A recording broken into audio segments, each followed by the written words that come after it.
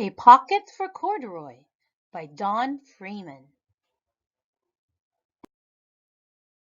A Pocket for Corduroy, story and pictures by Don Freeman.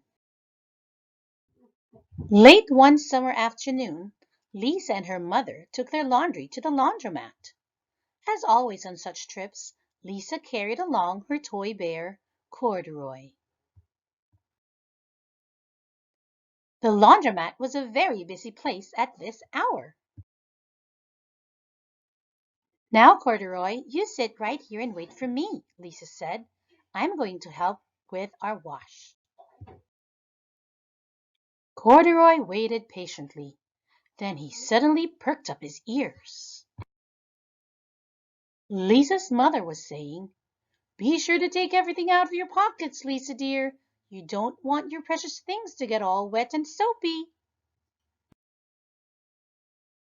"Pockets?" said Corduroy to himself. "I don't have a pocket." He slid off the chair. "I must go find something to make a pocket out of," he said, and he began to look around. First he came to a pile of fancy towels and washcloths, but nothing was the right size or color. Then he saw a huge stack of colorful clothes in a laundry bag. "There ought to be something in here to make a pocket out of," he said. Without hesitating, he climbed inside the bag, which was filled with pieces of wet laundry. The dampness didn't bother Corduroy in the least. "This must be a cave," he said, sighing happily. "I've always wanted to live in a dark, cool cave." When the time came for Lisa to fetch her bear, he was gone. "Oh, Mommy!" she exclaimed. "Corduroy isn't here where I've left him."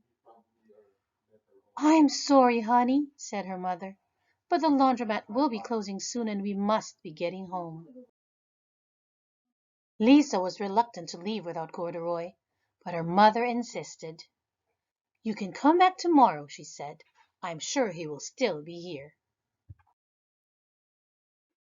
As they left, a young man wearing an artist's beret was taking his wet laundry out of a bag. The very bag Corduroy had discovered. Before he knew it, Corduroy was being tossed, together with all the sheets, shirts, shorts, and slacks, inside the dryer. But just as the artist was shutting the glass door, Corduroy tumbled out onto the floor. "How in thunder did that bear ever get mixed up with all my things?" the artist wondered. Poor Corduroy was damp all over. "The least I can do for him is give his overalls a good drying," said the man thoughtfully. He unbuttoned Corduroy's shoulder straps and put his overalls in the dryer. Corduroy grew dizzy as he watched the clothes spinning around, but the artist became inspired. "This would make a wonderful painting," he said as he took a sketchpad out of his pocket and began drawing the swirling colors. "I can hardly wait to get back to my studio." Finally, the dryer stopped whirling and the man gathered up the clothes. Then he helped Corduroy put on his warm, dry overalls. All at once the manager of the laundromat called, "Closing time! Everybody out!"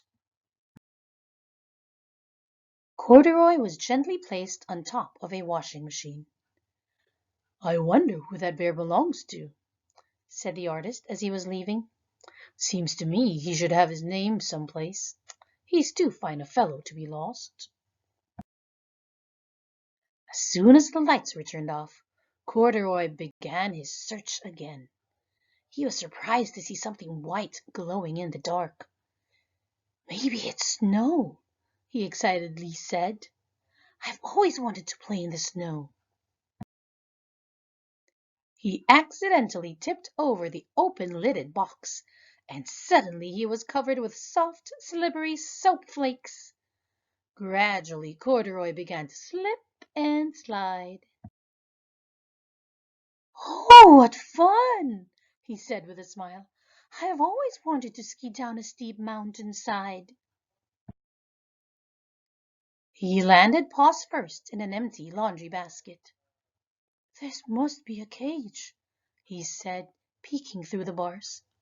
"I've never wanted to live inside a cage like a bear in the zoo." But by now Corduroy felt drowsy, and soon he nodded off to sleep. Next morning, when the manager came to open the door of the laundromat, there was Lisa waiting. "I left something here yesterday," she explained. "May I look around?" "Certainly," said the manager. "My customers are always leaving things." Lisa was searching under the chairs and in back of the washing machines when she heard the manager call her. "Is this what you're looking for, señorita?" "Yes, yes, he's my best friend," shouted Lisa as she came running. She reached in and picked Corduroy out of the basket. "So this is where you've been, you little rascal," she said. "It's time I took you home." Lisa thanked the manager and ran out the door and down the street, holding Corduroy tightly in her arms.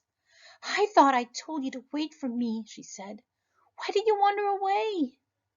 "I went looking for a pocket," Corduroy said. "Oh, Corduroy, why didn't you tell me you wanted a pocket?" asked Lisa, giving him an affectionate squeeze.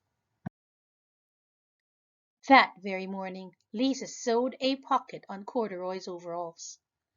"And here is a card I've made with your name on it for you to keep tucked inside," she said. "I've always wanted a purple pocket with my name tucked inside," said Corduroy as he and Lisa nuzzled noses.